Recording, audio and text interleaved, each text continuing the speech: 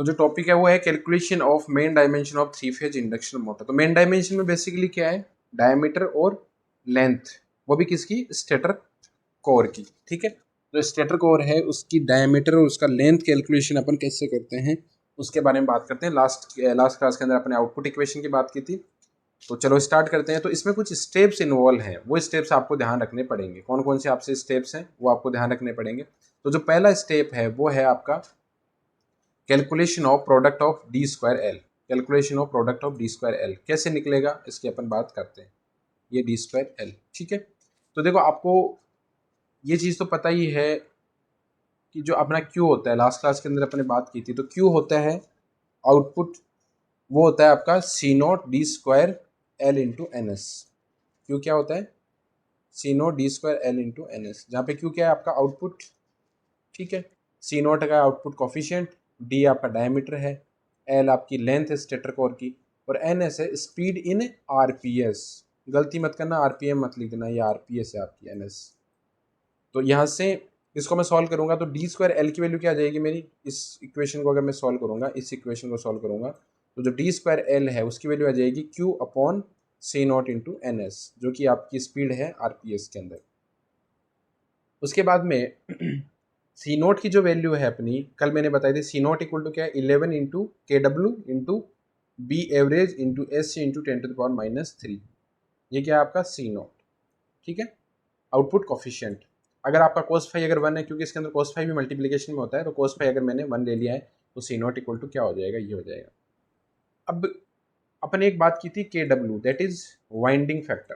देखो के डब्ल्यू पहले जो ट्रांसफॉर्मर था उसके अंदर वाइंड आपका ट्रांसफॉर्मर की विंडो फैक्टर था, और अगर अपन इंडक्शन मोटर की बात करें तो it will be winding factor, ठीक है।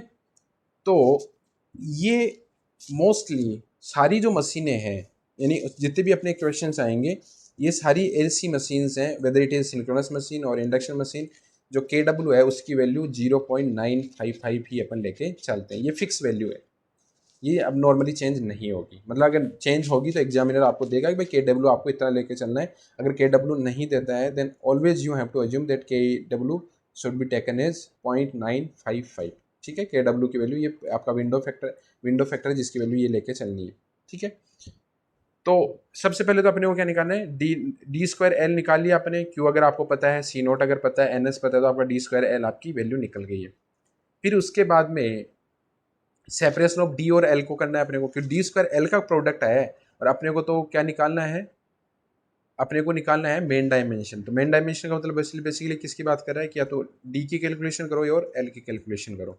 तो अभी जो प्रोडक्ट मिला है वो अपने को डी स्क्वायर एल प्रोडक्ट मिला है, तो अपने को डी और एल को सेपरेट करना है। तो डी और एल को सेपरेट करने का तरीका ये है कि अज्यूम, आपको अज्यूम क्या करना है कि जो एल बाई टाउ है ये अज्यूम करना है, और वो कौन सा होगा देखो मैं बताता हूँ आपको, ध्यान से देखना। इस जो आज का जो लेक्चर है ये काफ़ी इंपॉर्टेंट, और काफ़ी चीज़ें इसमें ध्यान रखनी पड़ेगी। मतलब काफ़ी चीज़ें जो आपको अज्यूम करनी पड़ेगी कि हाँ ये चीज़ ऐसी होती है, मतलब एक तरह से मैं बोल सकता हूँ रटाफिकेशन है इसके अंदर। तो सेपरेशन ऑफ डी और एल के अंदर अज्यूम किया मैंने कि एल बाई टाउ, जहाँ पे एल क्या है मेरी स्टेटर कोर लेंथ, और टाउ का है मेरी, टाउ क्या है stator pole pitch.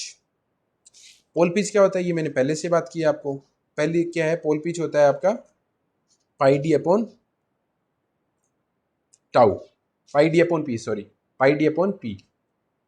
Periphery divide by number of pole, tau होता है पोल पिच आपका। जैसे मान लो कि एक पोल ये है आपका, एक पोल ये है, एक पोल ये है, और एक पोल ये है, तो पाई डी क्या हो जाएगा, ये तो पूरी पेरीफेरी आ जाएगी। नंबर ऑफ पोल कितना हो जाएगा, पी है, तो डिस्टेंस आ जाएगी। और आपका पोल पिच क्या होता है कि दो पोल्स के बीच की जो डिस्टेंस होती है that is your pole pitch. तो इस पोल और इस पोल के बीच की जो डिस्टेंस है, this distance is pi D upon P. अब देखो क्या होगा कि एग्जामिनर आपको देगा कि आपको कौन सी टाइप की मशीन डिजाइन करनी है। अगर मान लो आपको एग्जामिनर देता है कि you have to design for minimum cost, मतलब एक आपको ऐसी मशीन डिजाइन करनी है जिसकी कॉस्ट मिनिमम हो। तो कॉस्ट मिनिमम होने के लिए कंडीशन है कि जो एल बाई टाउ है उसकी वैल्यू 1.5 टू 2 के बीच में वेरी करती है। मतलब उसकी एल बाई टाउ की जो वैल्यू है वो 1.5 से लेके 2 तक आपकी रहेगी, अगर वो बोलता है कि आपको मशीन मिनिमम कॉस्ट की डिज़ाइन करनी है। अगर मशीन एग्जामिनर बोलता है कि आपकी जो मशीन है उसकी जो एफिशिएंसी है वो आपकी अच्छी होनी चाहिए। अगर आपको बोलता है कि जो डिजाइन कर रहे हो जिस मशीन को, इंडक्शन मशीन को, तो उसकी जो एफिशिएंसी है दैट शुड बी गुड, वो अच्छी होनी चाहिए। तो आपको एल अपॉन टाउ की वैल्यू कितनी लेके चलनी है, 1.5। उसके बाद में तीसरा पॉसिबल केस क्या है कि वो बोलता है कि आपको जो मशीन डिजाइन करनी है उसका पावर फैक्टर है ना वो अच्छा होना चाहिए। अगर वो ये बोलता है कि power factor should be good, then L by tau की जो वैल्यू है वो 1 से 1.5 के बीच में आपको लेनी है। और अगर वो बोलता है कि आपकी डायमेंशन, ओवरऑल डायमेंशन है वो गुड होनी चाहिए, मतलब वो अच्छी होनी चाहिए, तो एल बाई टाउ की वैल्यू आपको कितनी लेके चलनी है, 1। तो अगर एल बाई टाउ की वैल्यू 1 होगी तो एल की वैल्यू किसके बराबर हो जाएगी, आपकी टाउ के बराबर। मतलब स्टेटर कोर लेंथ है वो किसके बराबर हो जाएगी, आपकी पोल पिच के बराबर। और लास्ट पॉसिबल केस क्या है कि एग्जामिनर आपको ये बोले कि आपका जो पावर फैक्टर है ना वो आपका अच्छा होना चाहिए। मतलब ये देखो, ये तो है good power factor. Good power factor मतलब ऑन एवरेज, मतलब ठीक ठाक होना चाहिए। एक होता है कि आपका पावर फैक्टर बहुत अच्छा हो, बहुत अच्छा का मतलब 0.98 0.99 इसके आसपास हो। बेस्ट पावर फैक्टर के लिए आपके जो टाउ की वैल्यू है वो क्या होगी, आपकी under root of 0.18 into L. तो देखो आपको क्या कैलकुलेशन करनी है कि एल बाई टाउ है ना, इसकी एग्जामिनर आपको देगा कि इन पांचों में से कोई एक केस देगा। वो देगा कि पहली बात है कि आपको डिजाइन मिनिमम कॉस्ट के लिए डिजाइन करो, तो आपकी एल बाई टाउ की वैल्यू ये होगी। ये बोल सकता है कि गुड, इसकी एफिशिएंसी है वो अच्छी होनी चाहिए तो 1.5 लेके चलना है। वो बोलता है कि पावर फैक्टर गुड होना चाहिए तो 1 to 1.5 है। वो बोलता है कि गुड ओवरऑल डायमेंशन होनी चाहिए तो एल बाई टाउ की वैल्यू 1 के बराबर होनी चाहिए। और फिर फॉर बेस्ट पावर फैक्टर है टाउ की वैल्यू 2.18 एल के बराबर होनी चाहिए। अब देखो, अब आपको रिलेशन ये पता चल गया, एक तो आपका फॉर्मूला, एक तो रिलेशन था वो यहाँ से पता चल गया आपको कि डी स्क्वायर एल की वैल्यू आपकी ये आई। डी और एल आप पे दो अननोन है, डी भी अननोन है, एल भी अननोन है, ठीक है। डी और एल अननोन है तो दो दो इक्वेशन चाहिए दो अननोन सॉल्व करने के लिए। यहाँ तो एक इक्वेशन मिली, तो दूसरी जो इक्वेशन मिलेगी वो कहाँ से मिलेगी आपको, इसकी इसकी वजह से, ये वाली जो अभी एल और टाउ के अंदर अपने रिलेशन बताया। तो देखो टाउ क्या होता है आपका, पाई डी अपॉन पी, पाई डी अपॉन पी। तो मैं ये बोल सकता हूँ कि L upon pi D into P, इसकी अलग अलग कंडीशन के लिए, मिनिमम कॉस्ट के लिए, गुड एफिशिएंसी के लिए, गुड पावर फैक्टर के लिए, ओवरऑल डायमेंशन के लिए या बेस्ट पावर फैक्टर के लिए इसकी कोई ना कोई वैल्यू होगी। तो देखो एक इक्वेशन तो अपनी डी स्क्वायर एल की मिली थी आपने को इक्वेशन, और एक यहाँ से मिल जाएगी क्योंकि इसके अंदर देखो पी आपको नॉन होगा, पाई आपको पता ही है, और इधर वाली वैल्यू आपको पता ही है। तो यहाँ पे अननोन क्या हो जाएगा, एल और डी। तो एल और डी से एक इक्वेशन ये बन जाएगी और एक आपकी डी स्क्वायर एल से इक्वेशन बन जाएगी। दो इक्वेशन है, दो अननोन है, उसकी वजह से आप उसके हेल्प से आप डी और एल की वैल्यू को सॉल्व कर सकते हो, ठीक है। तो इस तरीके से आप क्या कर सकते हो, डी और एल की वैल्यू को सेपरेट किया जा सकता है। मेन डायमेंशन इस तरीके से कैलकुलेशन आपकी हो सकती है। तो एक तो आपकी इक्वेशन यहाँ से बन जाएगी और एक इक्वेशन इसके अंदर वो कंडीशन देगा कि मिनिमम कॉस्ट के लिए डिजाइन करनी है। तो ये आपको ध्यान रखना ही होगा, मतलब याद ही रखना होगा कि मिनिमम कॉस्ट के लिए एल बाई टाउ की वैल्यू यहाँ से यहाँ तक होगी, गुड एफिशिएंसी के लिए ये वैल्यू होगी, गुड पावर फैक्टर के लिए ये होगी, और गुड ओवरऑल डायमेंशन के लिए एल बाई टाउ की वैल्यू 1 के बराबर होगी, और बेस्ट पावर फैक्टर के लिए under root of 0.18 into L के बराबर होगी। ये तो ये बात अपनी, यानी पहला स्टेप अपना हुआ था कि calculation of product of D square L. फिर अपने स्टेप 2 है separation of D into L, D और एल।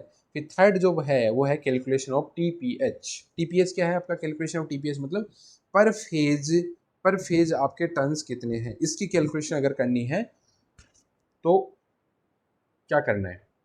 तो देखो ये स्टेप बाय स्टेप है, इसके अंदर एक मैं अगले क्लास के अंदर एक क्वेश्चन भी कराऊंगा इसके ऊपर, कंप्लीटली इन्हीं फॉर्मूलेज के ऊपर। तो देखो आपको पता है लास्ट क्लास के अंदर भी मैंने बताया था कि जो ईपीएच है, ईपीएच क्या होता है कि जो इंडक्शन मशीन है या इंडक्शन मोटर है उसकी जो वाइंडिंग है उसके अंदर ईएमएफ जो जनरेट होता है उसकी वैल्यू होती है ईपीएच। और वो ईपीएच किसके बराबर होती है आपकी 4.4 for F 5 TPH into K W क्या यहाँ पे क्या है, विंडो फैक्टर। तो टीपीएच को मैं सेपरेट करूंगा तो टीपीएच इक्वल टू क्या हो जाएगा, E P H upon 4.4 F 5 M into K W. अब आपको पता है कि 5 एम है, ये मैंने थोड़ा सा मिस्टेक किया है यहाँ पे, ये जो 5 एम है ये इक्वल है इसकी, यानी आपको पता है कि 5 इक्वल टू क्या होता है, बी इंटू ए। फ्लक्स की वैल्यू क्या होती है, flux density into area, flux density into area. ठीक है। तो यहाँ पे फ्लक्स डेंसिटी कितनी है आपकी, बी एवरेज, जो कि आपकी स्पेसिफिक मैग्नेटिक डेंसिटी है, और एल है वो क्या है, ए सॉरी ए है वो है आपका सरफेस एरिया। अब आपको एक चीज़ पता होनी चाहिए कि मैंने एरिया ने टाउ इंटू एल लिखा है, ये कैसे लिखा है इसको मैं समझाता हूँ। देखो आपका जो इंडक्शन मोटर है उसका जो स्टेटर होता है वो कुछ इस टाइप से होता है,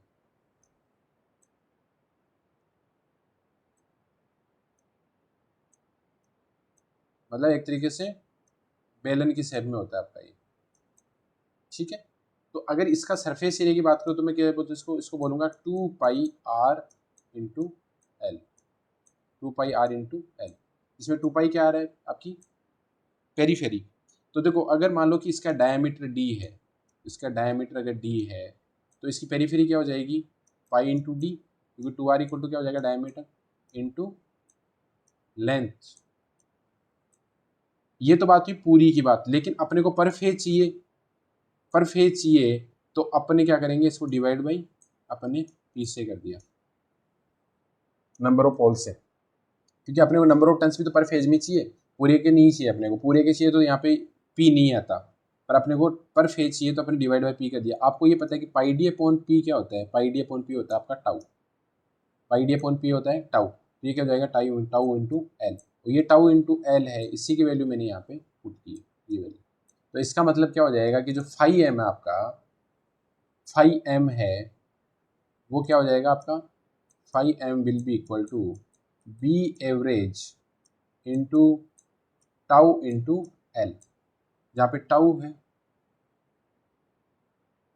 बी, हाँ टाउ जो है आपका पोल पिच वो कितना होगा, पाई डी अपॉन पी। डी क्या है आपका, जो स्टेटर है उसका डायमीटर है, और पी है नंबर ऑफ पोल्स, ठीक है। तो ये एक्चुअली मैंने five M B average into tau L है, ये मल्टीप्लीकेशन में लिख दिया, मल्टीप्लीकेशन में नहीं होगा, ये फाइव एम इक्वल टू होगा ये, क्योंकि फाइव इक्वल टू क्या होता है, बी इंटू ए होता है अपना, फ्लक्स डेंसिटी इंटू एरिया। तो इस तरीके से ये जो वैल्यू है ना ये फाइव एम की, आपको यहाँ पे सब्स्टिट्यूट करनी है। तो यहाँ से टीपीएच निकल जाएगा कि पर फेज जो टर्न्स हैं वो किसके बराबर हो जाएंगे आपके, ई फेज के आपका कि जो इंडक्शन मशीन है उसकी जो वाइंडिंग है उसके अंदर पर फेज में कितना ईएमएफ इंड्यूस हुआ है आपका, एफ कितनी है उसकी जो फ्रीक्वेंसी है, फाई एम क्या है उसका फ्लक्स है, और के डब्ल्यू है उसका विंडो फैक्टर। तो ये आपको वैल्यूज पता होंगी। के डब्ल्यू तो अपने माना ही है कि 0.955 स्टैंडर्ड अपन हर एक मशीन के लिए कंसिडर करते हैं, और फाइव एम की वैल्यू मैंने बताई थी आपको, बी एवरेज जो स्पेसिफिक मैग्नेटिक डेंसिटी है, और टाउ बी आपको गिवन होगा, पोल पिच या पोल पिच गिवन भी नहीं है तो डायमीटर, क्योंकि अपने ऊपर वाले जो सेकंड स्टेप है उसके अंदर डी ऑलरेडी कैलकुलेट कर चुके हैं अपन, क्योंकि यहाँ से जब मैंने दो इक्वेशन बताई थी कि डी स्क्वायर एल की एक इक्वेशन बनी थी आपकी और दूसरी इक्वेशन आपकी बनी थी एल बाई टाउ से, तो यहाँ पे डी और एल है दोनों सेपरेट हो जाएंगे, तो डी और एल सेपरेट हो जाएंगे तो जो टाउ है वो आपका कैलकुलेट हो जाएगा, क्योंकि टाउ इक्वल टू क्या होता है आपका pi D upon P. D आपको पता है नंबर ऑफ पोल्स वो आपको क्वेश्चन के अंदर देगा, तो वहाँ से आपका ये कैलकुलेट हो जाएगा टाउ कितना है, तो यहाँ से नंबर ऑफ टर्न्स भी आपके कैलकुलेट हो जाएंगे। तो इस तरीके से स्टेप 3 के अंदर आप कैलकुलेशन कर सकते हो टीपीएच की कि नंबर ऑफ टर्न्स मेरे इंडक्शन मशीन के अंदर या इंडक्शन मोटर के अंदर कितने होंगे। तो देखो यहाँ से अपने जो 3 स्टेप स्टार्टिंग से किए हैं, तो पहले स्टेप में आपने मल्टीप्लिकेशन फाइंड आउट किया कि डी स्क्वायर एल का मल्टीप्लिकेशन कितना होगा, सेकंड के अंदर अपने डी और एल है उसका सेपरेशन किया है कि डी की वैल्यू क्या होगी और एल की वैल्यू क्या होगी, यहाँ से तो आपका मेन डायमेंशन निकल के आ गया है। और जो स्टेप 3 है उसके अंदर आपके जो नंबर ऑफ टर्न्स है पर फेज के अंदर वो आपके कैलकुलेट होके आ जाएंगे। अब जो स्टेप 4 है उसके अंदर आपको क्या कैलकुलेशन करनी है कि जो स्टेटर कंडक्टर है उनको आपको कैलकुलेट करना है कि स्टेटर कंडक्टर मेरे कितने होंगे, और उसके बाद में दूसरा मेरे को कैलकुलेट करना है कि पर स्लॉट के अंदर मेरे स्टेटर कंडक्टर कितने हैं। यानी एक तो मेरे को निकालना है कि टोटल स्टेटर कंडक्टर कितने हैं, और दूसरा मेरे को निकालना है कि पर स्लॉट के अंदर मेरे स्टेटर कंडक्टर कितने हैं, और लास्ट है कि स्टेटर में स्लॉट कितने हैं। देखो ये स्टेप 1 स्टेप 2 स्टेप 3 ये क्या है कि कोई भी जो मशीन है ना उसका देखो ये जितने भी स्टेप मैं बता रहा हूँ कि स्टेप 1 स्टेप 2 स्टेप 3 स्टेप 4 ये सारे के सारे है ना अपने आप में एक एक क्वेश्चन है जो 3 3 4 4 या 5 5 मार्क्स के आपको पूछ सकते हैं वो, ठीक है। तो मैं जितनी भी इसकी मेन डायमेंशन की जितनी भी पॉसिबल क्वेश्चन है वो सारे के सारे स्टेप वाइज में आपको करवा सकता हूँ। जैसे एग्जाम ये पूछ सकता है कि कैलकुलेशन ऑफ टीपीएच मतलब नंबर ऑफ टन्स पर फेज बताओ हमारे को, इंडिविजुअल उसी के बारे में पूछ सकता है, या वो ओनली मेन डायमेंशन के बारे में पूछ सकता है कि मेन डायमेंशन के डी और एल को आप बताओ। तो इसी तरीके से जो फोर्थ स्टेप है या फोर्थ टाइप का जो क्वेश्चन है वो ये बन सकता है कि आप क्या करो कि total number of stator conductor कितने होंगे, या तो ये कैलकुलेट करो आपकी total number of stator conductor कितने हैं, या फिर आप करो कि स्टेटर कंडक्टर पर स्लॉट यानी एक स्लॉट के अंदर आपके स्टेटर कंडक्टर कितने होंगे ये कैलकुलेट करो, या फिर लास्ट में कैलकुलेट हो सकता है पूछ सकता है कि total number of stator slot कितने हैं ये हमें कैलकुलेशन करके बताओ। ठीक है, तो सबसे पहले अपन बात करते हैं कि calculation of stator conductor Z S. Stator conductor है उसको मैंने जेड एस से रिप्रेजेंट किया है, स्टेटर कंडक्टर पर स्लॉट है उसको जेड एस एस से, और लास्ट है उसको मैंने किया है जेड स्टेटर स्लॉट को एस एस। ओके, तो देखो मैंने लास्ट क्लास के अंदर भी बताया था कि एक टर्न है उसके अंदर कितने कंडक्टर होंगे आपके, दो कंडक्टर होंगे, लास्ट क्लास के अंदर भी बताया था मैंने। तो मैं स्टेटर पर फेज की बात करूं, अगर स्टेटर पर फेज की बात करूं कि स्टेटर कंडक्टर हैं वो पर फेज में कितने होंगे मेरे, तो देखो अगर मान लो कि एक फेज के अंदर नंबर ऑफ टर्न्स अगर मान लो मेरे वन, जैसे मैंने देखो वापस मैं उसी चीज़ को रिपीट करूंगा तो आई थिंक ठीक नहीं रहेगा, लेकिन मैं फिर भी है चलो ठीक है आपकी सेक ऑफ सिंप्लिसिटी के लिए मैं बता देता हूँ कि मान लो यहाँ से मैं बताता हूँ, यहाँ बताता हूँ कि मान लो कि आपका एक फेज के अंदर, ये ध्यान से समझने की जरूरत है, अगर मान लो कि एक टर्न है आपका, ओनली वन टर्न है आपका, ठीक है, ओनली वन टर्न है तो नंबर ऑफ कंडक्टर कितने होंगे मेरे, टू होंगे। एक टर्न में कितने होंगे आपके, दो कंडक्टर होंगे एक टर्न में आपके कंडक्टर, ये जो डायग्राम अपन बहुत पहले से ही देखते आ रहे हैं, दो कंडक्टर होंगे। अगर मान लो कि आपके पास में number of conductor number of turns एक फेज के अंदर टीपीएच है, टीपीएच है तो जेड की वैल्यू कितनी होगी, two into TPH, two into TPH, क्योंकि जब एक टर्न था तो नंबर ऑफ कंडक्टर थे दो, अगर टीपीएच है तो कितना होगा जेड की value to TPH.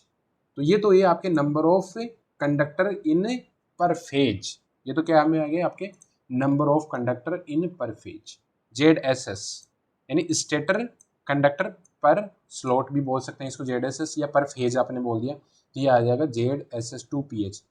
Total number of standard conductor निकालने, अब आपको पता है कि एक फेज के अंदर टू टू टीपीएच आ रहा है कि नंबर ऑफ आपके स्टेटर कंडक्टर टू टीपीएच है, तो टोटल कितने कंडक्टर होंगे मेरे, क्योंकि तीन फेज हैं आपके तो three into Z S S P H, और जेड एस एस फेज की वैल्यू कितनी है आपकी टू टीपीएच, तो जेड एस की वैल्यू कितनी आ जाएगी six TPH, Z S equal to क्या हो जाएगा सिक्स टीपीएच। यानी कहने का मतलब ये हुआ कि पर फेज के अंदर आपके स्टेटर कंडक्टर है वो है टू टीपीएच, और आपके टोटल जो स्टेटर कंडक्टर हैं जेड एस उनकी जो वैल्यू है वो आपकी है सिक्स टीपीएच, वो कितनी है सिक्स टीपीएच।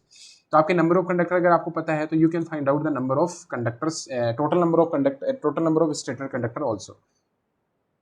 ठीक है, उसके बाद में आई थिंक थोड़ा सा ब्लर दिखाई दे रहा होगा आपको, लेकिन मैं समझा दूंगा आपको। अब लास्ट का जो बचा है कि देखो इसमें पर फेज आपके कंडक्टर पता चल गए, ठीक है, stator conductor total standard conductor आ गए, ये बेसिकली स्टेटर कंडक्टर पर स्लॉट या पर फेज आप मान सकते हो, इसको पर फेज भी मान सकते हो, और इसको पर फेज ही कर दो आप, बेसिकली ये स्टेटर पर स्लॉट नहीं है, फेज ही कर दो यहाँ पे इसको। इसको जब आप नोट्स बनाओ तो आप इसको थोड़ा सा ठीक कर देना, ये पर फेज है एक्चुअली, ये स्टेटर कंडक्टर पर फेज, तो स्टेटर कंडक्टर पर फेज कितने हो गए two TPH, total number of conductor कितने हो गए सिक्स टीपीएच, और last one you have to find out the stator slot that is S S, last आपको S S find out करना है। तो एस एस के लिए देखो क्या है स्टैंडर्ड फॉर्मूला है जो आपको याद रखना है कि the calculation of number of stator slot S S that will be equal to as equal to, ये है S S, S S equal to है, थोड़ा ब्लर दिखाई दे रहा होगा आपको, तो ये आ जाएगा क्यू एस इंटू, ये है Q S into number of phases, ये है number of phases into number of poles, number of phases into number of poles, जहाँ पे जो क्यू एस है वो है नंबर ऑफ स्लॉट्स पर पोल पर फेज। ये आपने चीज़ वहाँ पे भी देखी होगी, आपने जब 306 पढ़ रहे होंगे तो उसके अंदर एक बीटा फैक्टर आता है फेज ब्रेड्थ, जिसमें आपका एक फॉर्मूला आता है कि K D distribution factor that is K D equal to sine of M gamma by two upon m sine gamma by 2, जहाँ पे ये m क्या होता है आपका, ये होता है स्लोट पर पोल पर फेज, स्लोट पर पोल पर फेज। ये स्लोट पर पोल पर फेज है, यही बेसिकली यहाँ पे QS है। वहाँ पे इसको अपन गामा दे देते हैं, बीटा दे देते हैं, कहीं पे sine m beta by 2, m sine beta by 2 भी होता है, साइन m गामा बाई 2, मतलब वो अलग अलग नोमेनक्लेचर है। लेकिन फॉर्मूला आपको पता है KD इक्वल टू होता है जो डिस्ट्रीब्यूशन फैक्टर होता है, एक आपका KC होता है, कोऑर्डिनेट फैक्टर होता है। तो KD होता है sine m gamma by 2 upon m sine gamma by 2, जहाँ पे m होता है स्लोट पर पोल पर फेज। ठीक है, तो यहाँ पे इसको अपने नाम दे दिया QS, उसको ही, वो जो आपका ब्रेड फैक्टर है m, उसी को ही अपन यहाँ पे number of slot divide by pole divide by phase. Number of slot अगर मान लो कि टोटल नंबर ऑफ पोल आपके 4 हैं, टोटल नंबर ऑफ स्लॉट अगर 20 हैं, नंबर ऑफ एजेस 3 हैं, तो कितना आ जाएगा 24 total slot, number of pole 4, number of phases 3, तो कितना आ जाएगा आपका 2, QS इक्वल टू 2। तो इस हेल्प से आप स्टेटर स्लॉट आप कैलकुलेट कर सकते हो। तो QS आपको फाइंड आउट करना पड़ेगा। नंबर ऑफ एजेस आपको पता ही है, ऑलवेज आर 3 अगर इंडक्शन मशीन की बात कर रहा है। Number of poles it will given in the exam. ठीक है, तो QS है वो नंबर ऑफ स्लॉट पर पोल पर फेज होता है। नॉर्मली अगर आपकी मशीन की रेटिंग लेस देन 100 किलोवाट है, अगर किसी इंडक्शन मशीन इंडक्शन मोटर की रेटिंग है वो लेस देन 100 किलोवाट है, तो उसका जो QS है वो अपन 3 लेते हैं। और अगर किसी का KW रेटिंग किलोवाट रेटिंग उसकी ग्रेटर देन 100 किलोवाट है, तो उसका QS कितना लेते हैं अपन 5 लेके चलते हैं। ये आपको याद रखना पड़ेगा, इसका कोई ऑप्शन नहीं है, you have to remember it only. तो अगर लेस देन 100 किलोवाट है तो QS की वैल्यू 3 लेके सॉल्व करनी है, और अगर ग्रेटर देन 100 है तो आपको QS की वैल्यू 5 लेके चलनी है। ये सारी की सारी जो न्यूमेरिक जो फॉर्मूलेज बता रहा हूँ, ये आपकी जो नेक्स्ट क्लास है उसके अंदर आपके मैं एक एग्जाम्पल लेके सब क्लियर करवा दूंगा कि कैसे कैसे इनको यूज करना है। ठीक है, उसके बाद में अपन स्टेप 5 की बात करते हैं, दैट इज योर स्टेप 5 है, that is your calculation of area of stator conductor. ये सारे अपने आप में एक अलग अलग क्वेश्चन हैं। नेक्स्ट है कि calculation of area of stator conductor, जो स्टेटर कंडक्टर है उसके एरिया को कैलकुलेट करने के लिए अपने को क्या करना है। तो देखो आपको पता होती है कि एक होती है डेल, ये होती है आपकी करंट डेंसिटी। करंट डेंसिटी क्या होती है कि पर यूनिट एरिया में आपकी करंट कितनी सर्कुलेट हो रही है, कितनी फ्लो हो रही है। तो मैं ये बोल सकता हूँ कि जो I बाई ए है उसकी जो वैल्यू है that is your current density. I by A is equal to current density. तो यहाँ पे एरिया निकालना है, तो एरिया निकालने क्या करूँगा, ए इक्वल टू हो जाएगा मेरा, ए इक्वल टू हो जाएगा I by del, I by del. तो ये ही है यहाँ पे। ये तो नॉर्मल मैंने यूज किया है। अगर आप जनरलाइज फॉर्मेट में अगर मैं बोलूँ कि स्टेटर का कंडक्टर है उसका एरिया में AS मानता हूँ, कंडक्टर का एरिया AS मान लिया मैंने, और उसकी करंट डेंसिटी है वो मैंने डेल एस मान ली, और उस स्टेटर में जाने वाली करंट अगर मेरी IS है, तो जो AS है मतलब स्टेटर कंडक्टर एरिया है वो क्या होगा आपका current in stator conductor divide by current density.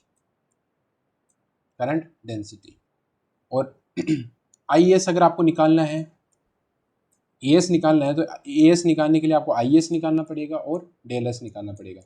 तो IS निकालने के लिए आपको ये फॉर्मूला यूज करना पड़ेगा।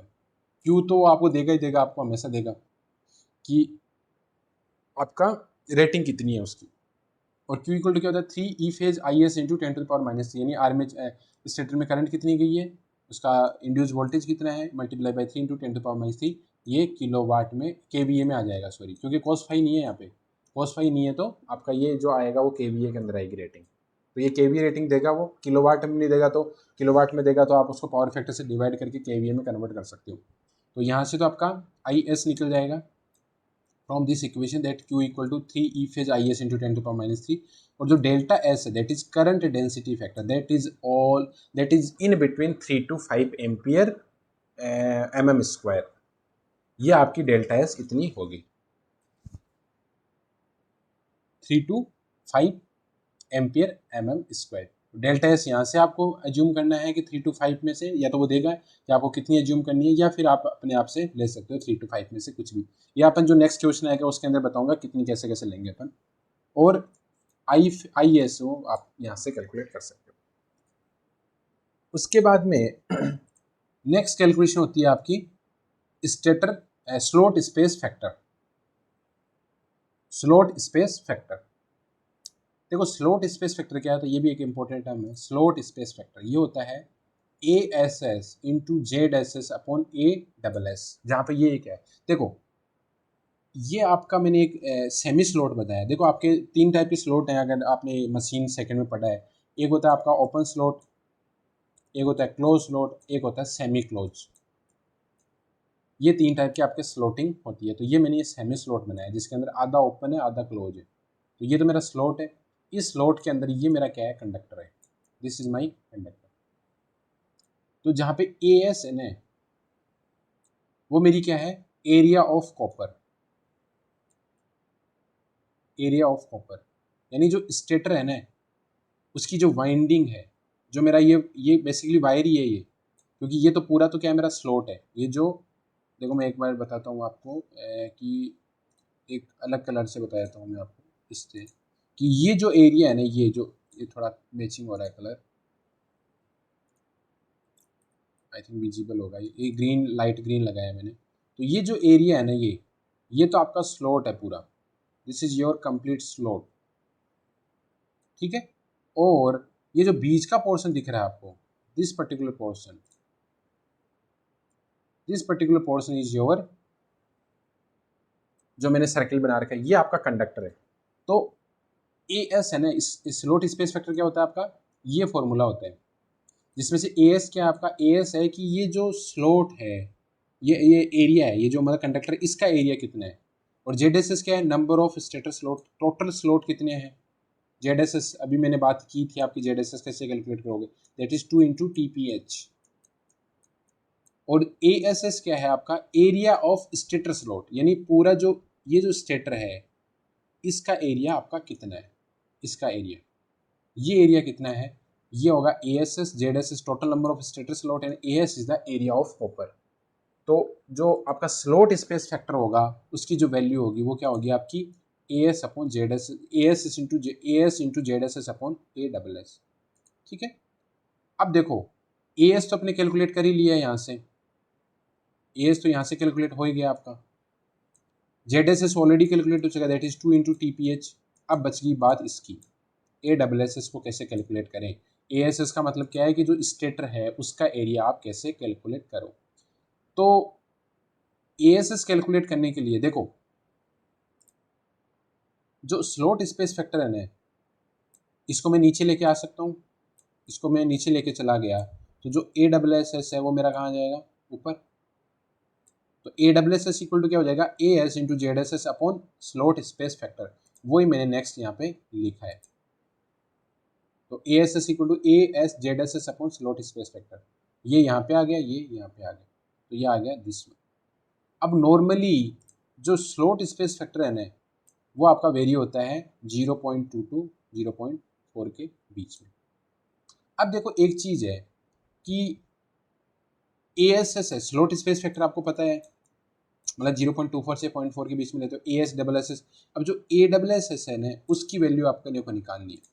तो देखो इस चीज को अगर मैं अप्रोक्सीमेटली रेक्टेंगुलर मानूं, देखो ये है तो वैसे एक्चुअली ऐसे कि ये डायग्राम तो आपका ऐसा है, लेकिन अगर इसको मैं रेक्टेंगुलर मानता हूँ, इसकी जो डेप्थ है उसको मैं DSS मान लेता हूँ, इसकी जो डेप्थ है उसको DSS मान लेता हूँ, और उसकी जो विड्थ है मतलब उसकी जो चौड़ाई है उसको मैंने WSS मान लिया। मतलब यहाँ पे बना देता हूँ मैं कि ये आपका स्लॉट था बेसिकली इस टाइप से। तो ये जो एरिया है इफेक्टिव एरिया, इसकी अगर डेप्थ को मैं D मान लेता हूँ DSS, और इसकी जो विड्थ है इसको मैं W मान लेता हूँ, तो रेक्टेंगुलर का एरिया क्या होता है आपका, लंबाई इंटू चौड़ाई। तो ये क्या हो जाएगा DSS into WSS, that is DSS into WSS। और आपको अज्यूम करके क्या चलना है कि जो DSS है और WSS है उसकी जो वैल्यू है वो इक्वल टू 4 होती है। मतलब आपका जो डेप्थ होती है वो आपकी विड्थ के 4 गुना होती है। मतलब विड्थ अगर ये है तो जो डेप्थ होगी ना वो आपकी 4 गुना होगी, इस तरीके से।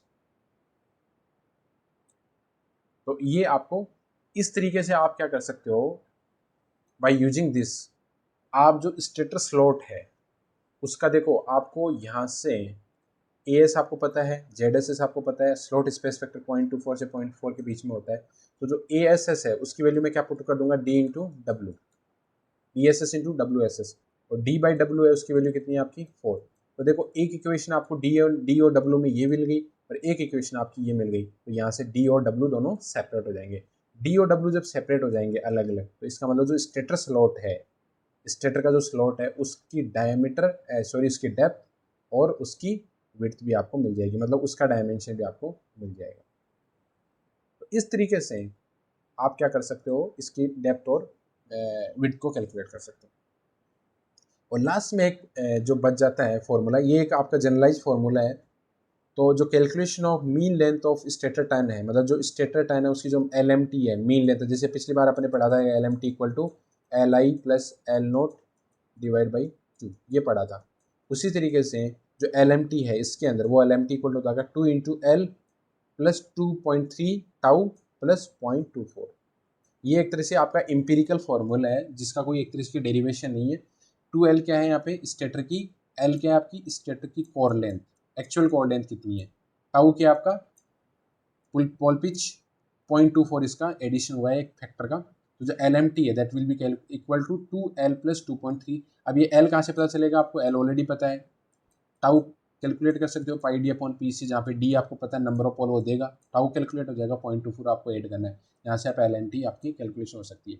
तो इस तरीके से जो आज का अपना जो लेक्चर है, इस लेक्चर के अंदर अपन ने क्या क्या बात की है, मतलब काफ़ी चीज़ों के बारे में बात की है कि मेन डायमेंशन है उसकी कैलकुलेशन कैसे होगी, उसके बाद में डी और एल का सेपरेशन कैसे होगा, यहाँ से डी और एल आपके कैलकुलेट हो जाएंगे, फिर आपका number of total number of turns कैसे कैलकुलेट होंगे वो, फिर आपके स्टेटर मतलब स्टेटर कंडक्टर पर फेज कैसे कैलकुलेट करोगे, टोटल नंबर ऑफ कंडक्टर कैसे कैलकुलेट करोगे, और स्टेटर के जो स्लॉट है वो कैसे कैलकुलेट करोगे, वहाँ से आपका पता चल जाएगा।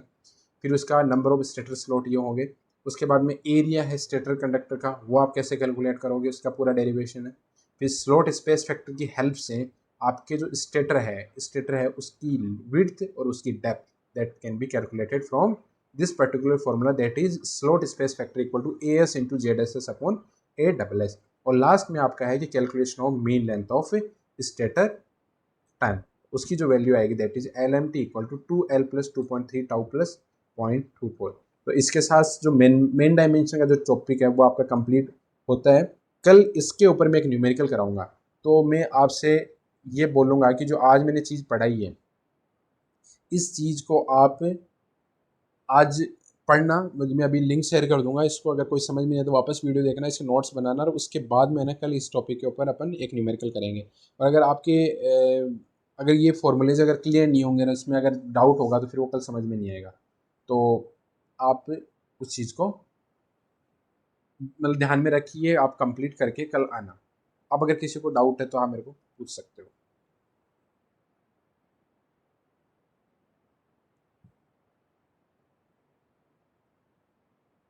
कोई डाउट नहीं है किसी को?